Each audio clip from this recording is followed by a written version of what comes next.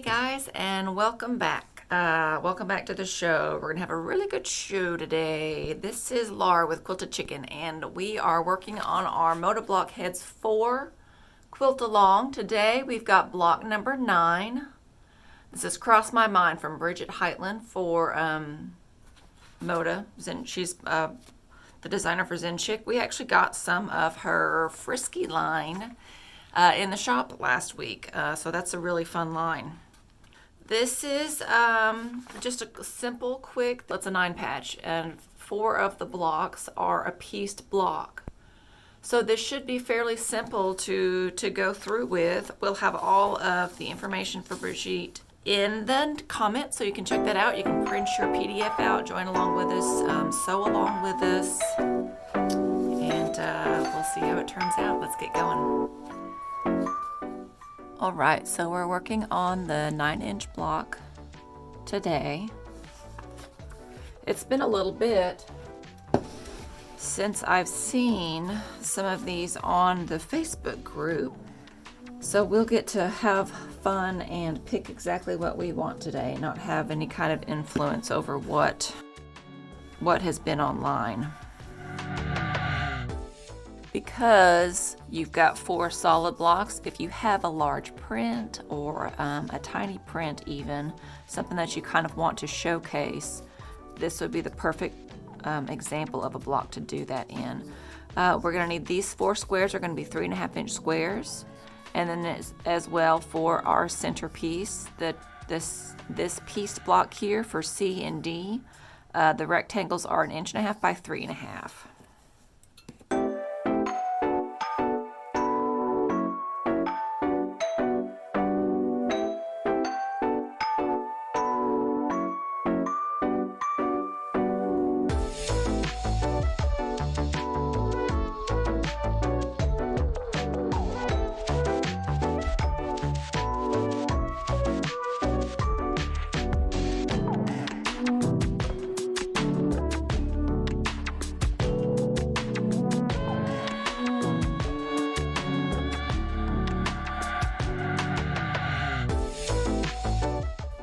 There we go. We're going to try this out. I like this woven because of the texture of it. We had this stripe down, as you guys know how much I like stripes, but there wasn't really a ton of contrast. There wasn't just anything that visually jumped out. This looks all very much the same and a little bit blah. So I pulled another woven out, and this has got just enough. Number one, it's a darker background, and so that gives it more contrast, and it's got this brown stripe in it as well, so that gives it another little bit of a dimension. Hopefully the white is not going to be too strong on it. We'll see if we have to fussy cut depending on where we get it. I kind of like the white on it a little bit better. And then this kind of dark gray to just balance out the corners. So that'll do it.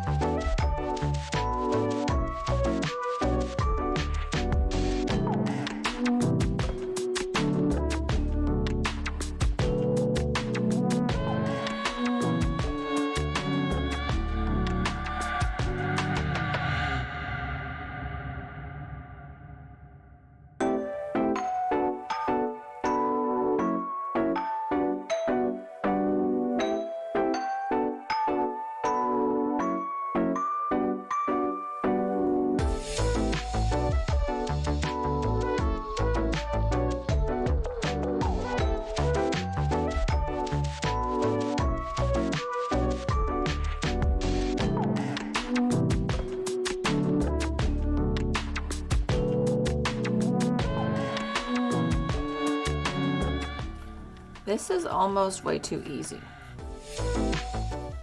Almost.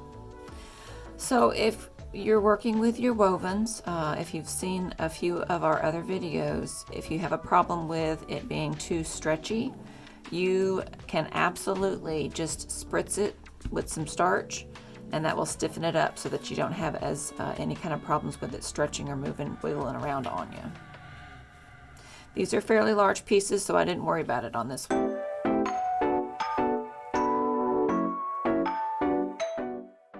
You know what we're gonna do? We're gonna go ahead and do our little block as well. The fun thing about modern / minimalist blocks like this is you get it done and it's done. This is so fun and versatile. I'm so excited. All right, yeah, we're gonna go ahead. We're gonna do our 4-inch block as well. And on this one, our solid squares are gonna be 2 inches, and then our rectangles are 1 inch by 2 inches. So the cutting out on that is just as easy.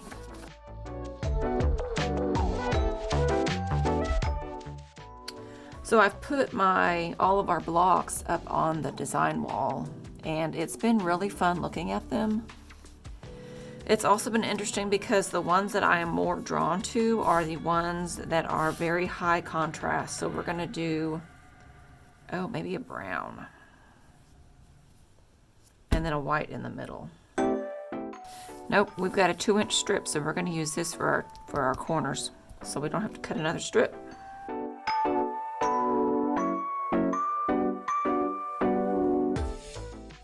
That's it. And then we can fussy cut. It'll bring in our background. It'll have our kind of lighter in the center. Hooray!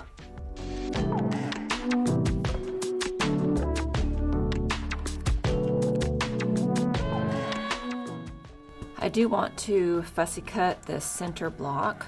So what I'm gonna do is go ahead and take my 2-inch square, and I'm going to quarter this and fold it in half so that I can see. We're not quite going to fit there. So we'll fussy cut and we'll have the center be this middle section right here.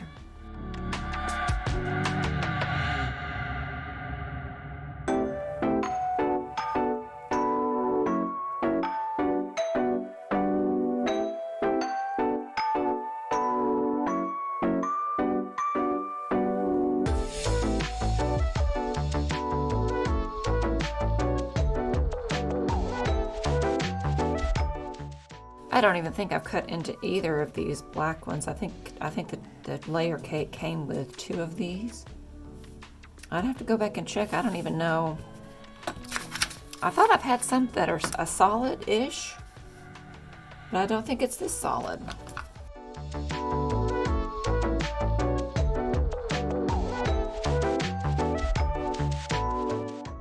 And I did not math properly on that.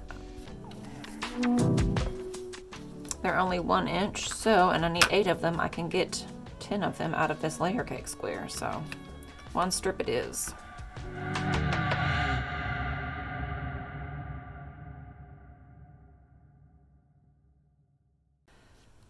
This print is very similar on both sides, so after I cut it, I am going to go ahead and put right sides up on all of my pieces so that when I get them over to the machine, I don't have to try to worry about which one's up, which one's down. I can flip them. They're all right sides facing up. That'll be super easy. So if you were paying close attention while I was cutting, you probably saw that I cut 8 pieces of the brown and 8 pieces of the black. There's no way that I could make those into a block without doing some fancy smancy something. But I was also glad because when I sat down at the machine to sew them, there were some of our brown pieces, because it is a grunge, that were very, very dark, and there were some pieces that were very, very light. I had to flip them over because I thought, well, that's the wrong side. No, that's the correct side. That's just the grunge effect. On such a small piece, it was going to make a huge difference. If it would almost look like a different fabric if I'd had a light one there and a dark one here. So I'm glad I had some extras. I was able to pick and choose the browns that equally had pretty much the same amount of effect on them.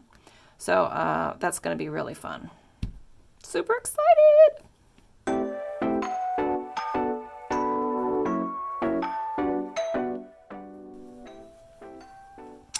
So there it is. There's our little tiny block. We're going to press this real quick.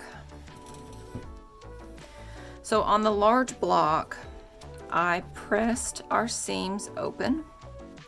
On the small block, because there is so much bulk in the seams, with this being a 1 inch, you literally have twice as much fabric because the 1/4 inch seam comes in to each side, so you have 1/2 inch on the back and 1/2 inch on the front.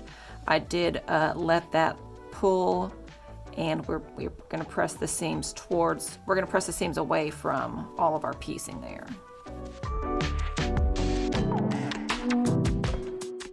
That's an Eleanor Burns trick. When you nest your seams together, depending on how you've got your blocks done, you're able to press that open, so now there's less bulk in that corner. Then we'll press it open and we'll be done. So I kind of like the format of getting both of the blocks done at once, as long as it's a nice, fast, friendly block.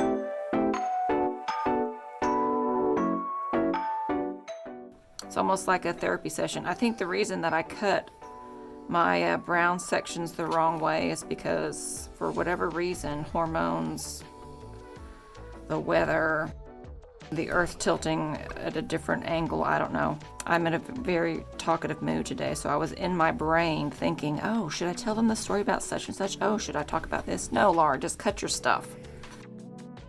But it worked out, and I'm so pleased. Our fussy cut, I got a little bit off here. You know what it was?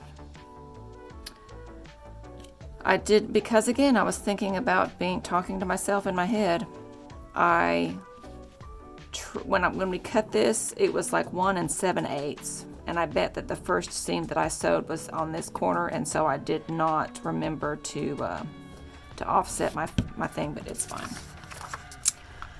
Just don't look too close. All right, there we go. We've got our big block and our small block. So that's it. That was our block heads 4. That's our block 9 from Brigitte Heitland for Zen Chic. Guys, we rock and rolled on this one. We did our big block and our little block all, well, not literally all at once, but all in the same video. So I hope you didn't mind. It might be a little bit extra longer. We'll see how I do when we get to the editing. I may cut out half of my therapy session of just telling you guys all kinds of weird stuff. That's fun. So there's another block later on, and it's called, I think it's Heitland. I'm not sure whose block it is, but it's kind of a plaid block, and I bet that you could put this almost together with the other block and have a pretty fun design. I've always wanted to do like a plaid quilt, and I haven't found number one, a pattern that I really liked. So if you have a pattern that you see for like a plaid layout quilt, let me know in the comments, because I've been trying to I literally have gone through the tartans, the tartan plaid book that we have, to find something that I like, and then try to then combine it with fabrics, and then use that whole color theory where the two colors that you match, you have to overlap them to get the color to look like it's actually a plaid, like it's combined together. So I haven't done that yet, but I might, just not today. Here's the blocks, guys. Thanks a lot. See you next time.